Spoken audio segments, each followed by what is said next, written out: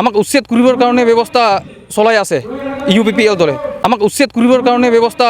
চলাই আছে UPPL দলে। আমাক উচ্ছেদ কৰিবৰ কাৰণে ব্যৱস্থা চলাই আছে UPPL দলে। মন্দিৰ তাতে যাইখিনি মন্দিৰৰ শপত খাই গৈছিল 17 বছৰ ৰাজত্ব কৰি একো কৰিব পৰা নাই BPF মই 17 দিনত কৰি দিম ফেৰেংগা ছাৰে কৈছিল দিনত কৰি দিম ফেৰেংগা ছাৰে কৈছিল এইটো মই 17 দিনত কৰি দিম ফেৰেংগা ছাৰে কৈছিল এইটো তো কি মাটিৰ পাট্টা দিব এতিয়াতো আমাক উচ্ছেদ কৰিবৰ কাৰণে ব্যৱস্থা চলাই আছে UPPL দলে।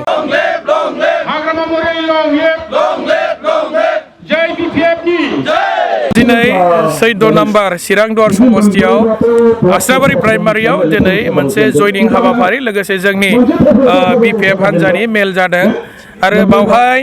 जोंनि BTCनि बारग'सिप आरो BPF हान्जानि आफादगिरि हाग्रामा सारा बावहाय बे समस्तियाव इलेक्सन गेलेफैसिगोन आरो बेखौ खोनानाय लोगो लोगोनो दिनै UPPLनि गोबां सापर्टारफ्रा दिनै गोसोआव रंजाखांदों आरोखि रंजानायनि खारना बेनो माने चिरांदुवार समस्तियाव सिप मोननो हासिगोन बिथांमोना सोरबा UPPLआ देरहायोब्लाथ' MCL' जानानै थागौमोन साधारन MCL खिन्थु दिनै हाग्रामा सारा बावहाय गेलेनाय लगे लगेनो सासे सिपखौ बिथांमोना मोननो थांसिगोन आरो हाग्रामा सारनि दैदेननायाव सरकार दागोना रोखा जाखाबायखौ बयबो मिथिखासिगौ दा बेनिखायनो दिनै सासे सिपखौ मोनसिगोन होननानै चिरांदुवार समस्तिनि UPPLनि मानसिफ्रानो दिनै BPFआव हाबफैगासिनो दं थांनाय बाराव परिबर्तननि मुङाव माने गोबां रायजोफोरा ट्रेक्टराव UPPLनो भट होनानै देरहासार खालामदोंमोन এইবার কিন্তু रायजो राजाफ्रा गाज्रि मोनबाय मानोना UPPLआ सरकाराव फैग्रो मोना जोंनि बर' मानसिफोरखौनो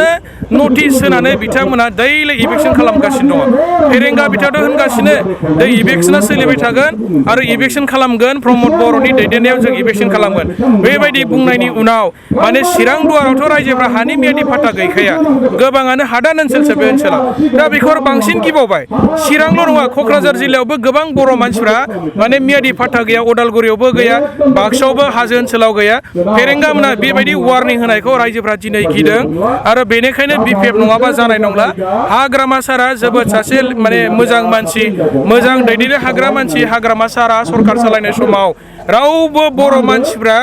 इभिक्सननि नटिस मोननानै गाबनो गोनां जायाखैमोन न' बां सिफायनाय जायाखैमोन बे ओनसोलाव रायजो जानाय नेपालि मानसिफोर गुरखा मानसिफोर बे ओनसोलाव रायजो जानाय हारसा मानसिफोर बाङालि मानसिफोर आदिबासि माने गुबुन गुबुन हारिफोरखौ मालाबाबो इभिक्सन नटिस हाग्रामा सारा होफेराखै आरो खिन्थु दिनै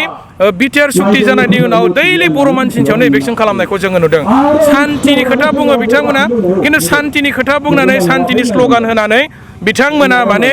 असान्तिनि खामानिसो मावबाय थादों आरो साख्रि बाख्रि होनो हायाखिसै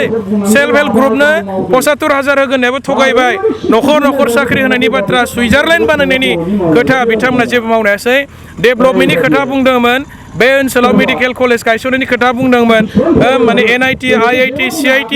बायदिसिना माने टेक्निकल इन्स्टिट्यूशन गायसननो बिथांमोना खोथा होदोंमोन खिन्थु दिनै मोनसेबो मावफुंनो हायासै इलेक्सन सफैबाय दिनै बिथांमोना गोदानै कनस्ट्राक्शननि खामानि मावनो हाला सेंसन खालामनो हाला माबा मोनसे गोदान खामानि बिथांमोना मावफुंनो हाला खिन्थु दिनै रायजो राजाफ्रा बुजिखाबाय बिसोरजों जेबो डेभेलपमेन्ट जानाय नंला बेनिखायनो डेभेलपमेन्ट जुदि नांगौब्ला हाग्रामा सारखौ नांगोन साख्रि बाख्रि जोंनि लाइमोन बेकार सेंग्रा सिख्लाफोरनो जुदि साख्रि बाख्रि होनांगौबा हाग्रामा सारनि सरकार नांगोन आरो BPF गैयाब्ला BPF थायाब्ला जोंनि BTCआ माने धंस जागोन बेखौ रायजोफ्रा नुखाजोब्बाय बुजिखाजोब्बाय आरो बेनिखायनो दिनै बयबो हाग्रामा सारखौ पावाराव फैफिननायखौ लुबैदों आरो चिरां जिल्लानि बे 14 नम्बर समस्तिनि मानसिफ्रा बयबो दिनै गोसोआव रंजादों आरो हाग्रामा सारखौ माने वेलकाम खालामदों आरो आदिबासिफ्राबो बिराद मोजां मोनदों गुरखाफ्रा मोजां मोनदों बर' मानसिफ्रा मोजां मोनदों बे ओनसोलाव रायजो जानाय राजबंशी मानसिफ्रा मोजां बयबो जाति जनगोष्ठीया दिनै हाग्रामा सार फैयोब्ला मोजां आरो बे समस्तिनि मानसिफ्रा सिपखौ मोननो हासिगोन बे खोथाखौ मोनथिनानै जोबोर रंजादों आरो हाग्रामा सारानो 14 नम्बर चिरांदुवाराव बिराद बुरजा भट मोननानै देरहागोना दिनै तारिखाव माने रोखा जाबाय आरोखि मालाबाबो कलेज गोदान गायसननो हाला बिटिआर सुक्तियाव लिरनानै लाबोदोंमोन बिथांमोना खिन्थु भारत सरकाराथ' अलरेडि होनो हाला होनना बुंखाबायना मोनसेबो गोदान कलेज हस्पिटाल माबा मोनसे गोदान इन्स्टिटिउसन बे इउपिपिएलआ मावनो हाला 5 बोसोर टाइमा बारबाय आरो बिसोरो दिनैनि तारिखाव इलेक्सन गेलेब्ला उदालगुरिनिफ्राय जागायनानै आप टु गसाइगावसिम इउपिपिएलआ साथाम बा साब्रैल' देरहागोन आरो एमसिएलए साथाम साब्रैल' देरहाब्लालाय बोरै सरकार जानो दा दिनै बिथांमोनखौ बिजेपिआथ' सहाय खालामखाला होननानै अलरेडि अफिसियेलि डिक्लेयार होखाबाय दा बिजेपिआ सहाय खालामला होननाय लगे लगेनो इउपिपिएलनि लिडारफ्रा नार्भास जाजोबखाबाय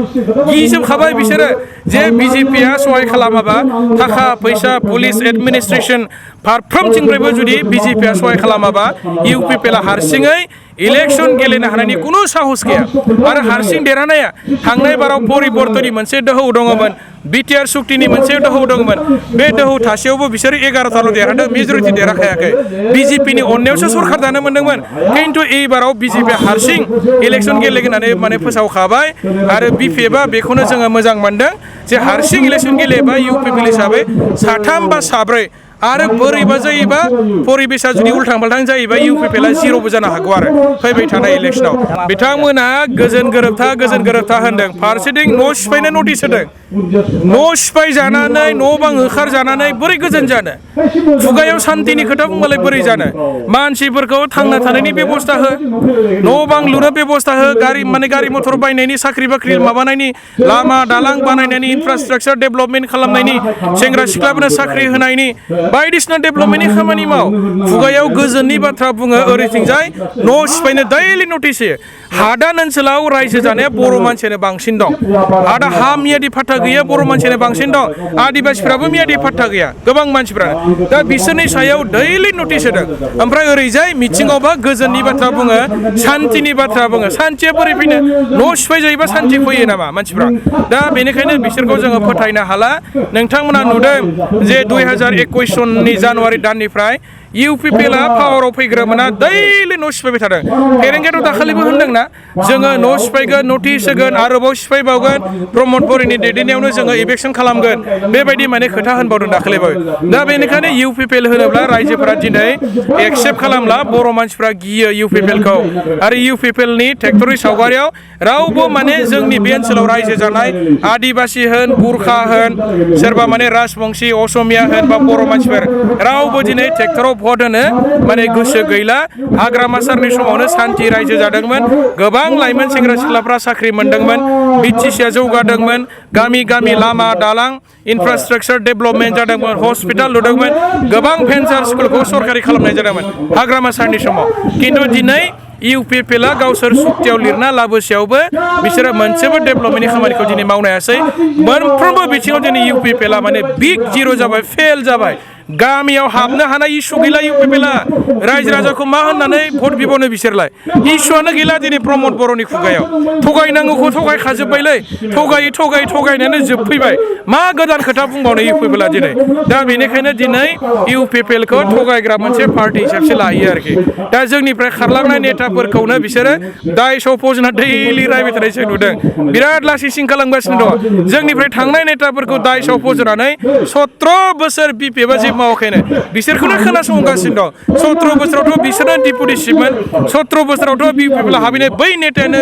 मिनिस्टार जानानै दंमोन दैलि बिसोरखौनो रायगासिनो दाय सफ'जनानै दा बेनिखायनो रायजोफ्रा बुजिनांगौखौ बुजिखाजोब्बाय एइबार आरो इउपिपिएलआ रायजोखौ थगायनो हानायनि जेबो इसु गैला बिसोरनाव जेबो पइन्टस गैला आरो इउपिपिएल सरकारा मालाबाबो देरहासार जानो हाला रायजो राजाफोरनो गोदान खामानि सेंसन होनो हानायनि साख्रि बाख्रि होनो हानायनि टाइमाबो बारबाय 1 मास 1.5 मासनि गेजेरावनो इलेक्सन नटिस फैखासिगोन বিপিএফত যোগদান কৰাৰ সমস্যাটো আৰু মেইন সমস্যাটো হৈছে মানে যেতিয়া মই ইউপিপিএলত যোগদান কৰিছিলোঁ তেতিয়া ইউপিপিএলৰ সদস্যসকলে কৈছিল যে 17 বছৰ ধৰি বিপিএফ ৰাজত্ব কৰি তহঁতৰ একো কৰিব পৰা নাই মই 17 দিনত কাম কৰি দেখুৱাম ফেৰেংগা ছাৰে কোৱাৰ কাৰণে আমি ভাবিলোঁ ঠিক আছে আমাৰতো এটা সমস্যা আছে মেইন সমস্যা মাটিৰ পাট্টা 5 বছৰ ভিতৰতে চালোঁ কি 17 দিন এতিয়া 5 বছৰ গুচি গ'ল এতিয়াতো কি মাটিৰ পাট্টা দিব এতিয়াতো আমাক উচ্ছেদ কৰিবৰ কাৰণে ব্যৱস্থা চলাই আছে ইউপিপিএল দলে এইটোৰ কাৰণে ইউপিপিএল এৰি আজি বিপিএফত যোগদান কৰিলোঁ ক'ব গ'লে মানে ইউপিপিএল ডাইৰেক্ট জিৰ'ই হৈ যাব আমাৰ গাঁৱৰ পৰা ডাইৰেক্ট জিৰ' মানে আমাৰ আদিবাসীৰ পৰা যিখিনি আমি চৰকাৰৰ মাটিত আছোঁ সেইখিনি মানুহ মাজৰ পৰা ডাইৰেক্ট জিৰ' UPPL জিৰ' অকল BPF এটাও কাম কৰা নাই যিখিনি গৈখিনি ইলেকশ্যনৰ আগত গৈখিনি যিখিনি লেকচাৰ দিছে তাৰপিছত নাই UPPL মানুহ কিবা UPPL দলৰ যিখিনি সদস্য আছে এটাও না চাবলৈ গৈছে না কি কৰিবলৈ গৈছে না কিবা কাম কৰিছে একোই কৰা নাই আমাৰ গাঁৱৰ কাৰণে আমাৰ গাঁৱত গৈখিনি আমাৰ যিখিনি বহা ঠাই আছে এটা মন্দিৰ তাতে যাইখিনি মন্দিৰৰ শপত খাই গৈছিল 17 বছৰ ৰাজত্ব কৰি একো কৰিব পৰা নাই BPF মই 17 দিনত কৰি দিম ফেৰেংগা ছাৰে কৈছিল এইটো আজি একো ৰিজাল্ট নোপোৱাৰ কাৰণে এতিয়াতো চাই আছোঁ মানুহক উচ্ছেদ কৰিবৰ কাৰণে চেষ্টা লগাই আছে এইটোৰ কাৰণে মই ভাবিলোঁ নহ'ব ডাইৰেক্ট কিবা BPFত আমি আজিৰ দিনত যোগদান কৰিলোঁ এইটোৰ কাৰণে 17 বছৰ চলাইছিল সেই 17 বছৰ ভিতৰতে হাগ্ৰামা ছাৰে কৈছিল যিখিনি মানুহ 2006 চনৰ আগৰ পৰা আছে তাতে বসবাস কৰি আছে সিহঁতক মাটিৰ পাট্টা দিম এতিয়া UPPL চৰকাৰে কি কৈ আছে 3 জেনেৰেশ্যন মানে 75 বছৰ আগৰ পৰা যিখিনি আছে সিহঁতক দিম তাৰপিছতো উচ্ছেদ কৰি দিব আৰু এই পৰিস্থিতিটো এতিয়া দেখি আছোঁ